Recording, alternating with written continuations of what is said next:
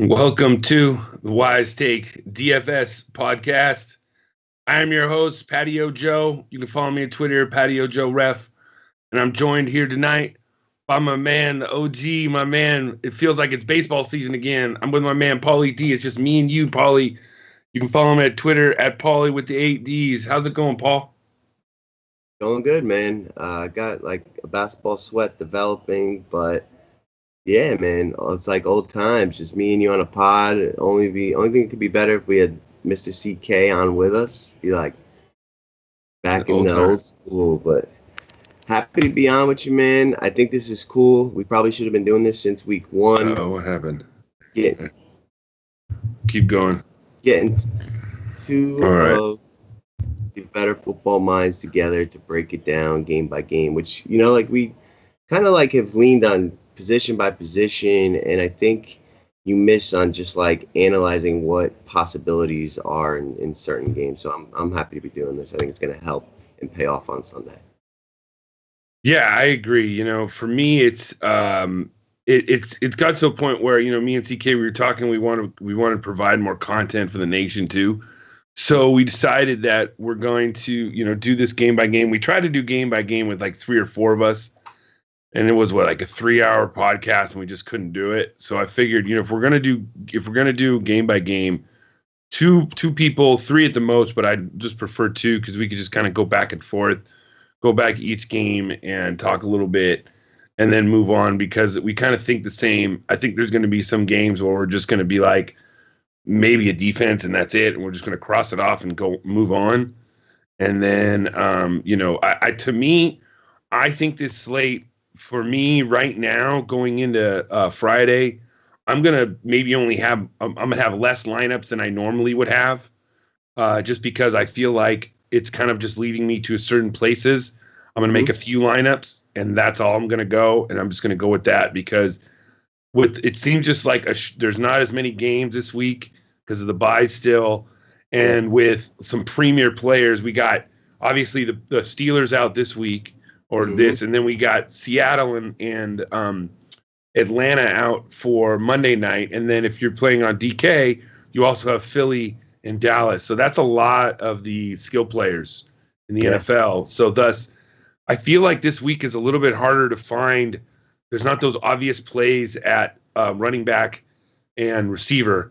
There's obvious plays at quarterback and tight end, I think, and in defense.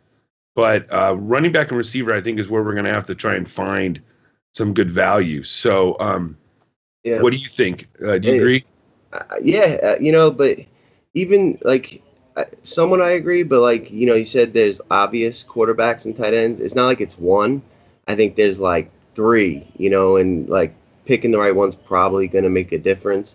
Mm-hmm. But yeah, I think this slate is definitely one at running back and wide receiver, finding the right guys, because ownership's going to be spread out. There's no like running back chalk. I really haven't gotten the feeling that there's even like receiver chalk, and that's rare. Usually it's the other way around, and we're digging for value at quarterback and defense. So I agree, and like from a cash perspective, I agree that it's pretty straightforward. But for tournaments, like, with so much of the focus probably going to go on that Patriots-Raiders game, it's like an interesting situation where, a couple weeks back, when Tampa Bay was doing well, Jameis Winston, they came into New England, the over-under was like opened at 51, it got to like 55, and that game dudded, and like it was so hard to fade because it just looked so great at the time. The Patriots are giving up 300-yard passing to every quarterback. And, this is like a similar kind of situation where like so much of the attention and ownership is going to be here. So like in tournaments, if you fade it or, only have slight ownership to it and it duds, you can be in a great spot, versus in cash. I think you do just make the right plays that makes sense. But for tournaments, I think it's a cool slate because, I like when the ownership is concentrated because, if that busts, then you have a much, much easier path to the top. So, I'm excited about the tournament aspect of this week. Good. Well, we got, I think, a 12-game slate. We might briefly hit on the Monday night game, but we basically got 12 games here. I'm seeing. Yep. Let's start off with your team, Kansas City Chiefs, going into the Meadowlands to face the New York Giants. Talk to me, go by position, maybe how you think the game's going to go, who you're going to want, because I think this is a game that we're going to want some ownership in. It's just a matter of who you're going to go to. So, like, right now, I'm just, like, baffled by this game. Chiefs opened as 13.5-point favorites, and on 76% of the bets coming in on the Chiefs, the line has come in 3 points in the Giants' favorites, now minus 10.5. Like, that is just so weird to me. And then the over-under has risen 3 points. It opened at 43.5, and it shot up to 46.5. And, like, busting through 43, that's like a key level for over-unders, and then 47 is the next stop. If this thing gets through 47, like, that's very, very attractive to me, So, like, I don't think the question is whether the Chiefs will do good in this spot. It's just whether the Giants will hang around or not. And, if the Giants can compete, this game could be phenomenal because the Chiefs' defense is poor. And, if the Giants show up and give an effort, they had a team meeting this week. Supposedly the coach was very blunt. He, showed films of plays, guys giving up, calling them out in front of the team. And, I could actually see this Giants team at home kind of showing up to play, not wanting to, just, look like crap that they have. 2 weeks ago when all their receivers got hurt, they came together and beat Denver on the road. I know Denver's not that great, but anytime you go to Denver with, your fifth string receiver as your number one guy and win, that's impressive. So I'm kind of growing on this game with the way the line's moving, coming in dramatically on reverse line movement for the Giants. So, I think that you could play either quarterback and the receivers, If you think the Giants get blown out, then I think you look at Hunt and the Chiefs defense.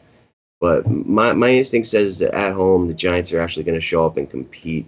And so I like grabbing Eli with, one of the two receivers, either Ingram or Shepard. And on the Chiefs side, I don't know how you don't love Kelsey this week. It's a great spot for him.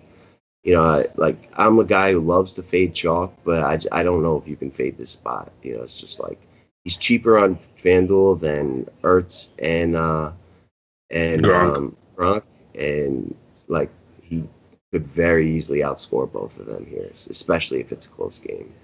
So where the usage is going to go, and the game's trending upwards. This is a really attractive spot to me. It's one of my favorite on the slate. And I'm just like praying that the Giants don't let me down here because, I'm going to follow the script that they compete and make this a good up and down game. Yeah. I think the one thing in against the Giants too is you got Andy Reid coming off of a bye, and we all know how good Andy Reid is off a bye, but I agree. We need to have the Giants to play good. As a cash game sense, I'm going to, right now, my core of my cash game includes Shepard and Kelsey. They just been so rock solid. Shepard has, and then Kelsey, you just kind of go with the herd. I think that I've been bringing this up lately. We talked about it on the phone about how you can fade chalk, almost all chalk these days, especially on a bigger slate. I can see where Kelsey only has, maybe 2x and doesn't do enough in a GPP to win it, just because everybody might eat. We might get a little bit for Hunt, a little bit. We like Tyreek Hill. I think he's in a great spot this week, and I think Hunt's in a great spot. So I think all of them could eat a little bit because Hunt hasn't scored a rushing touchdown since week 3. So I could see that happening. I see them getting them back on track. But I do like I said, for cash, Kelsey's great. I think if you wanted to stack the team, I think you could, because we see that that's a winning formula. And as long as the Giants play the good dance partner with them. Any interest in Darkwa? Because I know you can run the ball on the Chiefs. No? Yeah, you can, but I don't see a world where game script goes in his favor. I see the Giants falling behind, playing catch up, and kind of abandoning the run here. Yeah. All right, good. Well, let's move on. Let's go to the next game. Let's go to Green Bay. We got the Baltimore Ravens traveling to Lambeau to take on Brett Hundley and the Green Bay Packers. This is one of these games where I think that, at least for me, I'm basically crossing it off and just maybe the Ravens or the Green Bay Packers D, maybe the kicker if I wanted to, and then just moving on. I have heard a little bit of talk about maybe one of these receivers like Wallace could maybe break free or Macklin this week. But for me, I'm not going there, and I don't think you have to either. I don't think they'll kill you even if they do go off. Paulie, talk to me about this game if you want to. We can move on. It's up to you. No, there's two things of interest here. All right. Okay. With the Packers running back injury situation, we saw Aaron Jones. Aaron Jones is out, and then Montgomery's out. Right. So last week we saw Randall Cobb get 4 carries. Right. Last year, when the Packers were in a similar situation before Ty Montgomery emerged, Randall Cobb played a game as a running back. So on DraftKings, he's 3.9 with a chance that he gets carries and a ton of like short passes out of the backfield.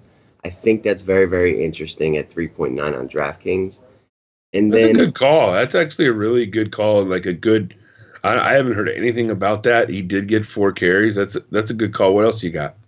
On the Ravens side, I got a report today that said not. Hang on. What's the running backs' names on the Ravens? Alex Collins is going to be the head. Is going to be the lead back. And that the other guy, like the passing down guy, Woodhead. No, not Woodhead. The other one, Javaris Allen. Allen has kind of fallen out of favor. So yeah. Collins on FanDuel is interesting to me. I think you can run on this Packers defense, and there's supposed to be some weather. It's going to be really cold and windy, so it's going to limit the pass game. I think you can go to Collins here on a touchdown-dependent site and, hope that he gets in the end zone once or twice. He's cheap. Wouldn't do it on DraftKings because he has zero involvement in the pass game, and, Woodhead's been practicing and ready to go. But I think on FanDuel, he's a cheap kind of pivot that, probably won't kill you against this defense. But other than that, I really don't have much interest. And if you do Collins, you can pair him with the Ravens defense. That's, a nice correlation play. Yeah, and Cobb's only 5,400 on FanDuel, which is a good price too, especially if he gets a couple carries. And if he gets in the end zone, that's just awesome. Yeah. Good little under the radar pick there. Nobody will think about that. Let's move down into your neck of the woods. Tampa Bay Buccaneers taking on the Miami Dolphins. This was the game that was makeup from week 1. Yeah. It's funny because you wouldn't think that the Dolphins would gain any interest this week from us after they list the piss poor effort that they put up Monday night. But I like this game. I think this is a good game to go at on both sides. What do you see? Yeah, I agree. So we have two very, very similar teams, both solid run defenders and horrible pass defense, 2 pass funnel defenses. So if they're going to be passing the whole time, that's more plays. The clock doesn't move. And upside for scoring. The over-under has ticked up from 40 to 41.5. There is no spread on this game yet. Not exactly sure why. But Tampa Bay gets its best weapon back in Michael Evans. And, the Dolphins, although they got crushed offensively, they didn't look horrible last week. And the Buccaneers aren't going to bring half the pressure that the Panthers did. So, I don't think I'd go to either quarterback just because I think there's better options, but you can certainly play some of these pass catchers. Mike Evans in a great spot. I think Devontae Parker's in a very good spot here. I think I saw a note that Stills got hurt today in practice. Did you see that? No, I did not see that, but let me see. I'm looking. There's a little thing on his. Yeah. It says Stills injured back in practice Thursday, still expected to play. Okay, so like if he were to be out, then you just know it's Landry and Parker getting the ball. So, I don't mind one of the receivers on either team. And great, I don't think you'll end up going there, but this is a good bounce back spot for him. Tight ends have been dominating the Dolphins, and he's just like thudded like so hard the last 2 weeks. I don't mind him. There's just so many good options at tight end. I don't know if you fall there, but I do like the pass catchers in this game. Yeah, I like Landry a lot. He's going up against Vernon Hargraves in the slot, so I think that he's going to get a ton of targets. Mm-hmm. I like him on both sides. I like Parker for the big playability in GPPs. I like Landry more for cash. A guy I want to ask you more about a little bit is Kenyon Drake. Does he have any interest to you? We saw the talent. We saw that he was the better runner on Sunday, and I know that on Monday, I know that they came out and said that they're still going to do timeshare, but at both of their prices, do either of them interest you at all get a little bit more higher receiver, upper quarterback, anything like that?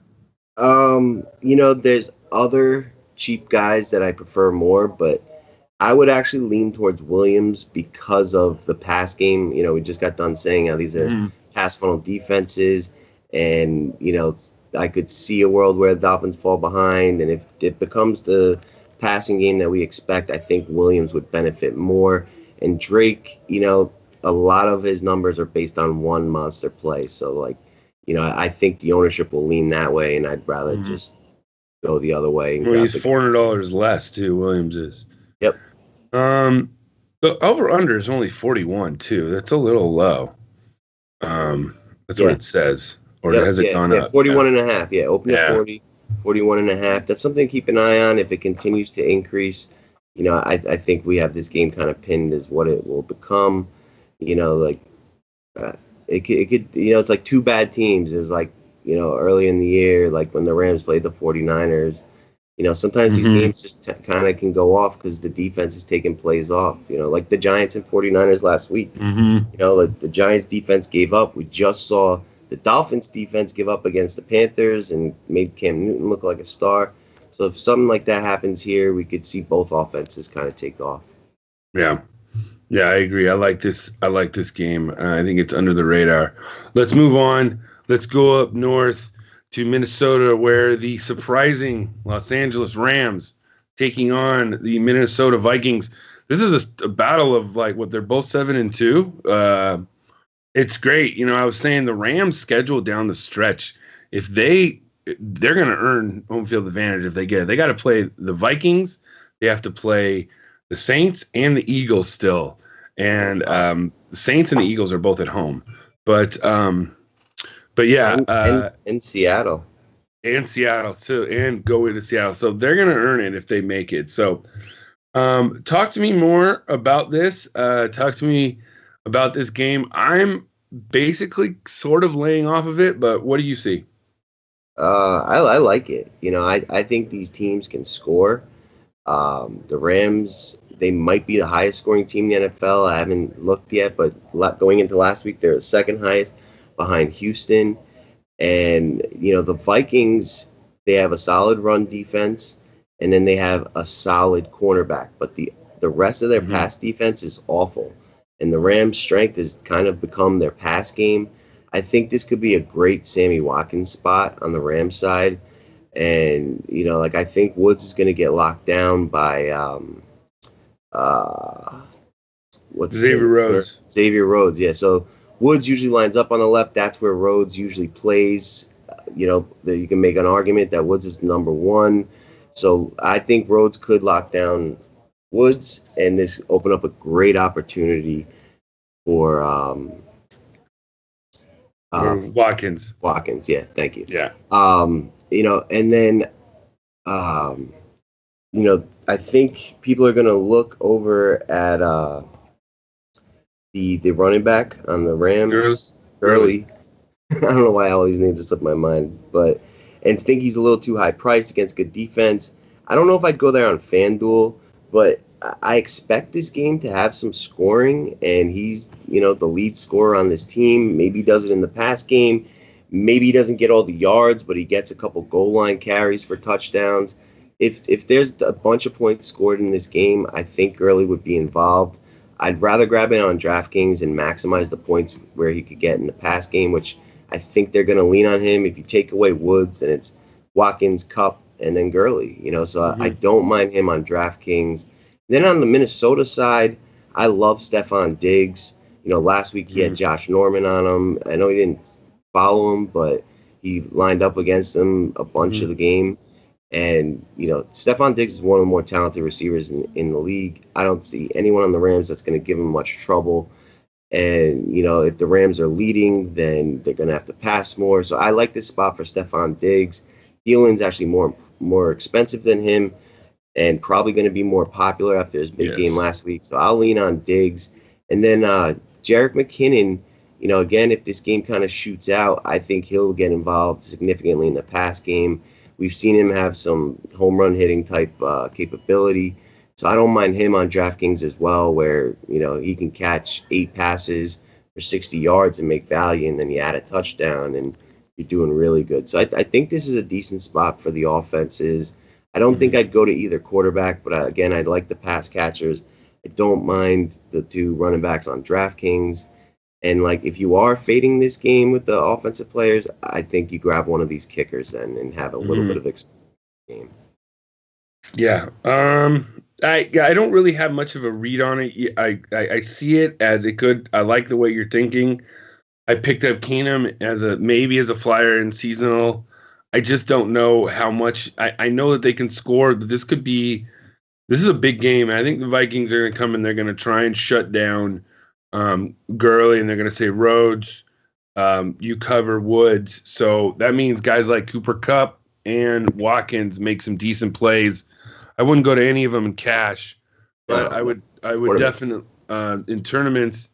I would definitely go for it, and I don't think I would go for either with Gurley in cash either. I'm just not. Yeah. That's just not my thing. Nope. I don't think he can get 3x, and so I think we should just move on to the next game, and that is in Chicago. We have the Detroit Lions facing the Chicago Bears. This is one of these games to me. There's not much love. I think maybe you can see the defenses here. I'm not really into any Stafford. What are you into? Yeah, nothing. I can get behind a Marvin Jones play. Last week he had a solid cornerback following him. But if you look the weeks before that, he had 11 targets, 14 targets, 11 targets. I think he's emerged as the number 1 guy for Stafford and a good bounce back spot for him. But otherwise, yeah, I could see playing the Lions defense, but I don't even think I'd go there. It's, Marvin Jones or nothing for me in this game. Mm-hmm. Yeah, I'm not really looking at anything. I don't think Jordan Howard as much as the play. We were loving him last week. I think he still could get the volume, but just not into it. Yeah, maybe Lions defense is good against the run. Maybe a little bit of Dontrell Inman. I've been hearing a little bit of chatter about him this week for a value play. I think it's something you look at, but that's about it. Let's move on to the next game, and I think the next game is going to be a quick talk too. We have 20-mile-an-hour winds too, so I think that's really going to hurt things. It's going to be cold up in Cleveland. We got the Jacksonville Jaguars taking on the Cleveland Browns. What do you got, Paulie? Yeah, obviously Jaguars defense is in play, but they're pretty expensive. In deep tournaments, if he's healthy, I could get behind Isaiah Crowell, right? Cheap running back, FanDuel play only, but he's run for touchdowns the last 2 weeks against tough run defenses, Detroit and Minnesota. He seems to have regained his confidence. The O-line is pretty solid, and we've seen teams pick on the Jaguars with the run. We saw the Jets beat them up that way. And, that there's certainly a run funnel defense with the added elements of the weather. I think there's going to be more focus on the run, but I think it also allows the Jaguars to just load up on the box. I don't love it, but he is 5,500. I could see him getting a touchdown. Browns look like they're trying to fight and get some wins here at the end of the year, so I don't mind that. Fournette is just a no for me. The Browns defense is solid. And I just see this being a very, very low scoring game. I just don't think he's going to pay off his price tag. I think he's too expensive around the league. Only thing that I'm really considering here is Dede Westbrook. If he's active and we hear that he's going to be involved in the offense, he's basically free. And Keenan Cole's another guy that's free. If Westbrook isn't active, the Jacksonville receiver core is hurt, and they're like 3K on DraftKings. Like I could see them getting 4 catches for 40 yards. That's 3x essentially, and then if they get you that touchdown, So like if you need to fit in guys, especially Dede Westbrook. I mean, he had a monster preseason. Like he was super talented in college, had a freakish season last year, and in the preseason, like his first game, he had over 100 yards and a touchdown. He scored 3 touchdowns in the preseason, like big plays. So I don't mind him if he's active. He's been practicing for the last 3 weeks. They've just been like easing him back in. So it's not like he's just returning from injury. He's actually been practicing and he's in shape and he's minimum price. So I don't mind that if you need it. But otherwise, yeah, this game's a scrap for me. Yeah, he called he's going to go 200 yards on Sunday, his debut. He said that. You said that? Yeah, Dede Westbrook. Yeah, he said that. Yeah. So, I think the Jacksonville Jaguars defense is something I'm going to look at, and that's about it. Fournette's not going to get me 3x, and if he does, good more power to you. I don't think he's going to be enough to kill you on Sunday. Let's move on. This is going to be a good game. We got the Washington Redskins traveling to the Big Easy, taking on Drew Brees and the New Orleans Saints. Yeah, so I had Drew Brees all over the place last week, and they ran like 24 running plays in a row and just demoralized me. Shame on me. I totally missed that, Buffalo got rid of Marcel Darius and went from a great run defense to a poor one. Watching that tape, they couldn't stop a nosebleed on defense against the run. And, I think that, I think that, it overrated the Saints, and this is not a spot where I would want to go to the running backs. I respect the Redskins' run defense, their overall defense, and in the Dome, I'm going to go back. I'm going to take another shot on Brees. I love the pairing with Thomas, who's pretty expensive but easy to get to on the slate if you want it. And, with Cousins and his ammunition on the other side, I could see this game turning into a shootout. Not going to, overload like I did last week, but, it'd be a disaster if I had none and it went off the way I thought it was last week. And, both these quarterbacks are talented.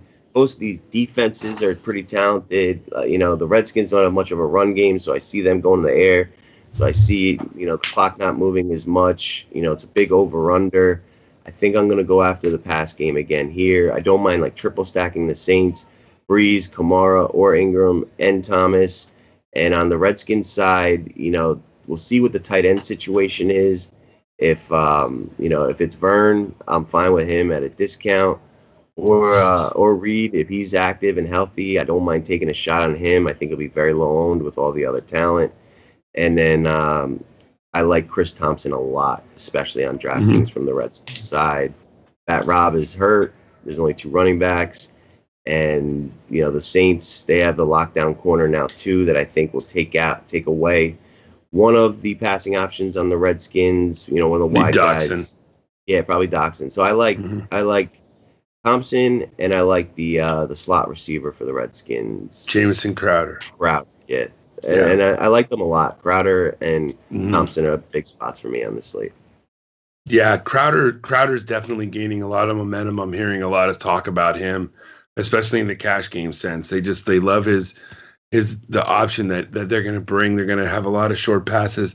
I said this last night on the preview show that this Brees there's going to be a game like we just had with Ben. Brees is going to have a game like that too. Yeah. You need a good dancing partner. We thought last week that the Bills were going to come and they were going to score and they were going to have to throw. Yeah. This week, you could have this. We could actually, if we get a game like they got last week in Washington with the Vikings, That's where all the money's gonna be. Yep. You know, I mean, so I like to go back to Breeze. I'm not scared to go back there. We know it's gonna come. We know he's gonna throw. I mean, even if you could throw three touchdowns, that'd be fine. I mean, his price is lower. His price is only 8,100. So on FanDuel, so it's not that bad. And on the other side, I think if you wanted to play Cousins naked, because I think they're going to be behind, and all they do is throw. I mean, last week they lost, and he was the number one quarterback at the end of the week. Yep. Yeah. I mean, he had 2 rushing touchdowns. Don't know if that happens again. I think on DraftKings at least, I'd pair Cousins with one of those 2 guys. Thompson, it's just Crowder. I like Crowder. PPR.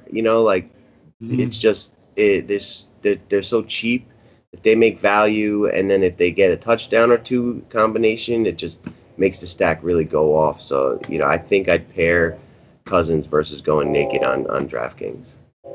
Yeah, I mean, and I also think that you can play Vernon Davis. Yeah. Even if Reed plays, because people will be off of him, and Vernon Davis has shown that he still can be productive even with Reed there. And Reed is one play away from tweaking that hammy again. Yeah, even if he starts like second play of the game, he could be out. So I mean, he's a total wuss when it comes to that. He's out a lot. What about, would you have a lineup with Ingram and Kamara on the same team? In this situation, or maybe in another situation? In another, yes, not this one. Okay. I think the Redskins are going to compete here. This is when there's a chance the Redskins could win. Yeah, so I'd do that if the Saints were playing, like the Giants at home, or another like the Niners kind of thing, where they're going to have the lead and they're just going to run it and get out of there. But not this. I respect the Redskins defense, and I just look back, like no running back has really gotten over on them this whole year. No. Yeah, so I'm good with that, only playing one. If I had to pick one, I think I'd probably go with Ingram on FanDuel or Kamara on DraftKings, but that's just because of the PPR thing, and you're hoping that Ingram gets the goal line carries and he falls into the end zone. But I wouldn't play Ingram with Breeze. I don't know if I'd do that. I don't know. It's a little bit too risky. I think they usually both don't go off. That's the problem. Yep. Let's move on. Let's move down to a place where you just visited last month, Houston, H-Town. We got the Arizona Cardinals taking on the Houston Texans in what would you think would not be a very attractive game. There is some players in this game that you kind of like. Tell me about them, Paulie. I don't know who those guys are. I'm curious to hear. You want to hear? I mean, for me, CJ Federovich, I think, is in play with Peterson locking down Hopkins. There's not a ton of options, and then for the min price, this guy Allington, who's going to fill into another name I can't think of right now. Will Fuller. Will Fuller, yeah. Will Fuller, who just got injured. Ellington's going to get into that role. So min-priced, he's worth a shot. He scored a couple touchdowns this year, but that was with a better quarterback. I like the defenses, both side here, and that's really it. I just don't have much interest. Yeah, well, I'm on the side of, I think you can play Hopkins strictly on a volume. Yeah, he's gotten 30 targets the last 2 weeks combined, even with Peterson. Might not be pretty. It could be late. Could be this or that, but they will throw it to him, and they will keep throwing it to him. The other guy I like, Larry Fitzgerald. He's going to be covered by Kareem Jackson. Kareem Jackson cannot cover him. Blaine Gabbert, if he knows what to do. I mean, the one thing Drew Stanton did well last week is he got it to Larry Fitzgerald. Fitzgerald, for me, is like my number one cash game receiver this week. I just see he's going to get the volume, targets, everything. He's safe. It's just a good matchup. And it's just, I think the script and everything is just going to be in that favor. I mean, we saw what Woods did to Kareem Jackson and to Jonathan Joseph last week. I think Fitzgerald can do the same. Yeah, but that's a good call. I can definitely get behind that. If I know Gabbert has any clue, wants to win, he's gonna lean on Fitzgerald for sure. So I think Gabbert is better than Stanton too. Yeah, I think he probably is. a little bit. Not much, but yeah, he's good. Let's move on. Let's go to. We got about 4 more games left. By the way, I do like both defenses too. I think you can play both. We got the Buffalo Bills. I will be attending this game, by the way. Nice. Buffalo Bills traveling to Los Angeles to take on the Los Angeles Chargers. This is, I think, first off, the defense is what sticks out for me this week for the Chargers, with Peterman being back, not being very mobile, and Bosa and Ingram. I mean, we saw what a mobile Tyrod Taylor couldn't do against the Saints D-line, and I want to say the Chargers D-line is better than the Saints. Yeah, so I totally agree. I think that's probably the chalk on FanDuel, considering how cheap they are and how great of a matchup is. But before we even talk about that, can you explain to me why the Bills are benching Tyrod Taylor? Like, me and CK were talking about it, and we were like, yeah, the Bills, they're giving up. Then I looked, like, they're in second place, and they would actually be in the playoffs if it started today. Like, why are they doing this? Do you know? I honestly, I don't know. I mean, we came up with all these stats, how he has the best completion percentage and best QB rating in Buffalo Bills history, and all these, and he has one bad game and they bench him. And it almost seems like, if you remember the beginning of the season when they traded all those people, they're like, oh, well, they're just tanking for next year. They're tanking for next year. And I realize that they're in the playoff hunt, but it seems to me like McDermott thinks that this season is over and they're not going to make it. And it's funny because they have some pretty decent matchups, and Taylor wasn't doing that bad. He had one bad game and they yanked him. It's like they just went out and something traded for like a stud receiver, which, so like a week ago, if you're a Bills fan, you're like, all right, we're trying to like load up for the playoff race. And then now you're going with this like 5th round draft pick quarterback that no one thinks is good, was not very good in college. Like, I don't understand it at all. On the road against a team with their strength is their D-line. It's crazy to me. I think the Bills are going to be so deflated coming off that loss. No confidence in this guy. Like, man, if I was a Chargers fan, I'd want to go to this game because it's going to be fun for the Chargers. I love Melvin Gordon in this spot. I do respect what Eckler's done and taken some of his work, but I think this is the perfect bounce back spot. Game script's going to be in his favor. I think he's got a shot to hit a home run against this defense that just looked confused against the run without Darius. And, and we've seen Gordon has that type of big play ability. We've seen him get involved in the pass game. I love Gordon here. I like his price tag. I doubt many people are going to go there after Eckler kind of closed out last game. But I think they look to get him back on track here, and I really, really like this Gordon spot. It's funny. At the beginning of the week, I was looking at the guys, and I was like, you look at it, but now Gordon is you're right. I have him in my cash lineup right now. I do. I feel I know that's weird because of what happened last week. But I'm trying to, speculate game script. The Saints ran it 24 times in a row. That says something. Marcel Darius isn't there.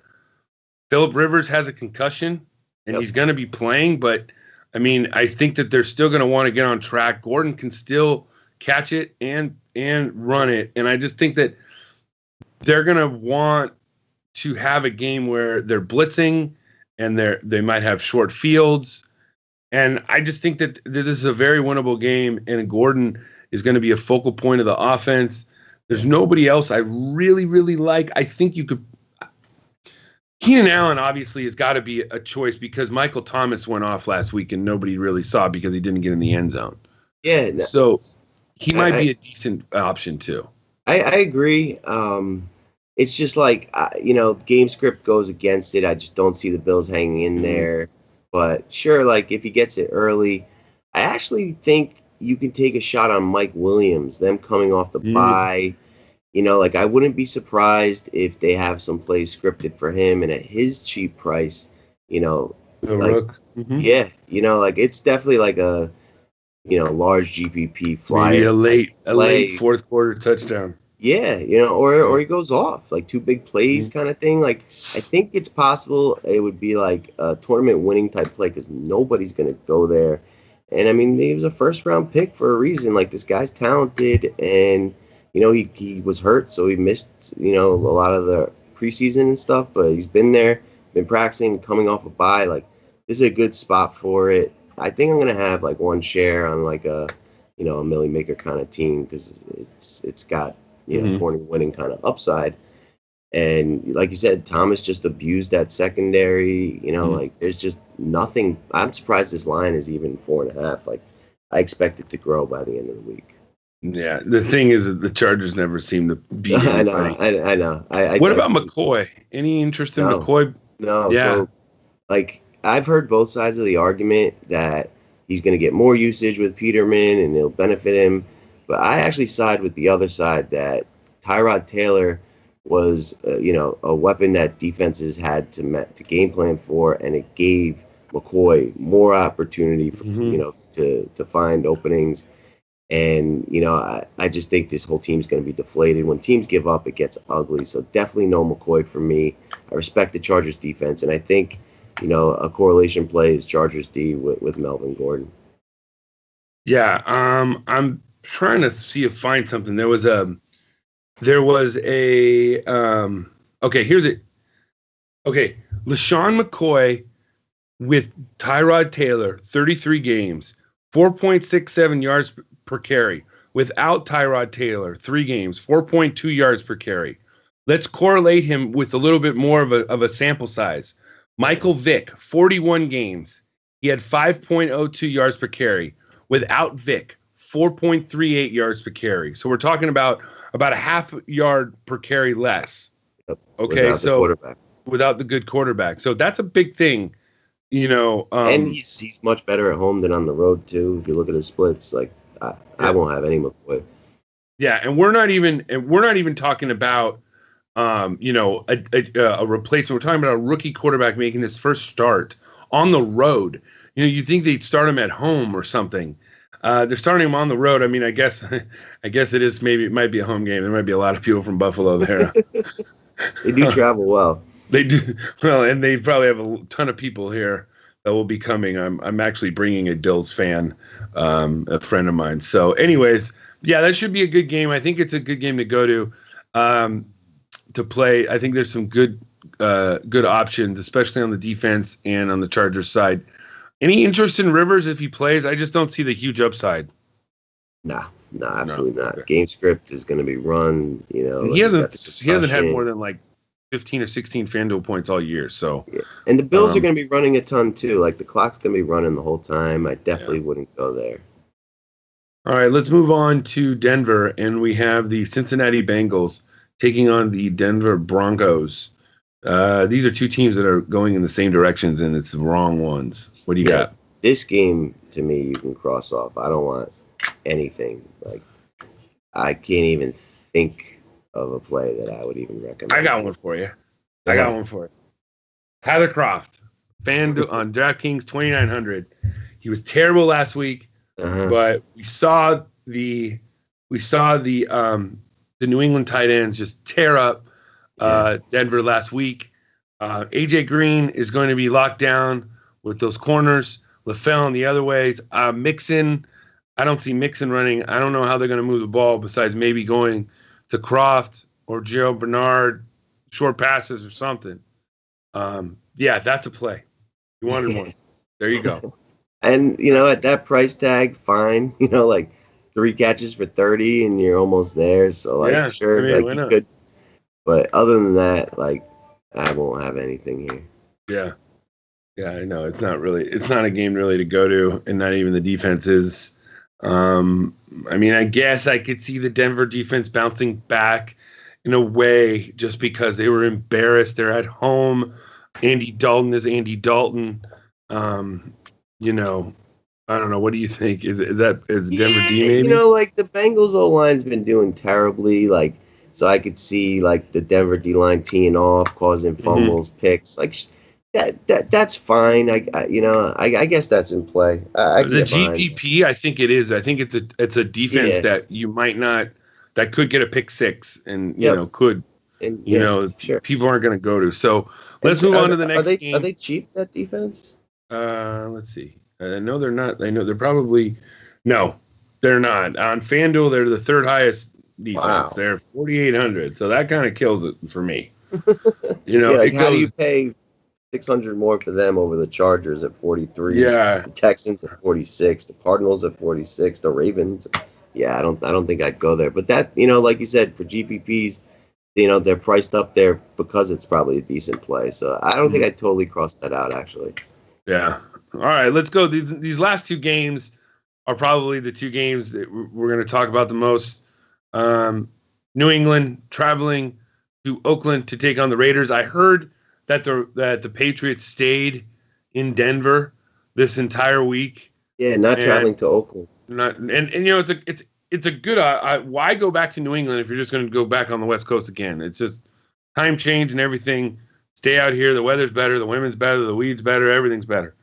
So this game's not in Oakland though, right? No, that's right. It's in Mexico City. Mexico City. Yeah, that's right. That's right. The reason they stayed in Denver is because the Mexico City Stadium is up in the altitude, and they wanted to continue to practice in that environment. Oh, the Raiders are getting drilled. Yeah. But the Raiders are coming off a bye. Yeah, that's true. The Patriots defense is not very good. Let's talk about this game. I think we want. I want both sides of this game. I might have a lineup with Brady and a lineup with Carr. Obviously, my cash game quarterback Brady. I'm not going to fade it at all. I'm not gonna fade him in cash. What are you gonna do with Brady? Maybe Carr. Tell me, and then other plays. I mean, Brady's just underpriced. It's amazing that he's not the highest priced quarterback on FanDuel. And even though he is, I believe, the highest priced on DraftKings, it's nowhere near high enough. So my perspective, so the over-under, right, opened at 50, it's up to 55. I don't even know if that's high enough. The Raiders defense has not had an interception all year. This is one of the most accurate passers with, relatively healthy, pass catchers. Gronk's healthy, Cooks is healthy, and he's got 3 running backs right now that he can throw to. I think Belichick's going to look to take advantage of the altitude and run extremely fast-paced offense. Tempo. And, I don't see this game busting. It's a shame that there's not a ton of other options on the slate because it's going to be so popular. Probably for a reason. This is like your Le'Veon Bell DJ spot of last year where it's just don't fade this completely.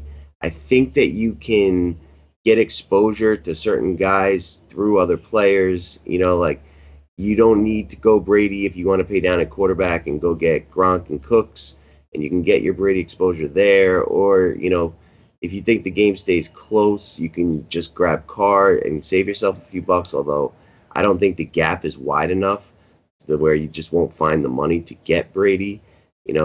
I think there's a world where Marshawn Lynch could vulture a touchdown or two away from the Raiders' pass attack. I don't see the Patriots running for any touchdowns. I think it's going to be all through the air, and I think it could be significant passing yardage. The Raiders give up the 3rd most air yards in the league.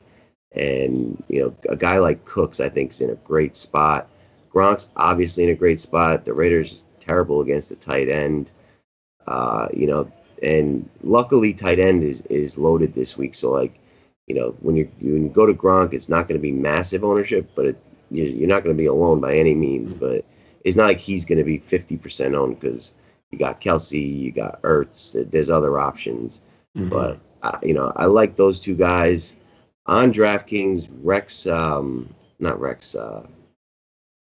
right? Burkhead, yeah, Rex 3,600. So cheap, he's gonna get some plays in the slot, filling in for Amendola. Definitely a great value play there. Works in a triple stack with Brady and either Gronk or Cooks. And then on the other side, I really like Crabtree. The number 1 receiver against the Patriots has really struggled.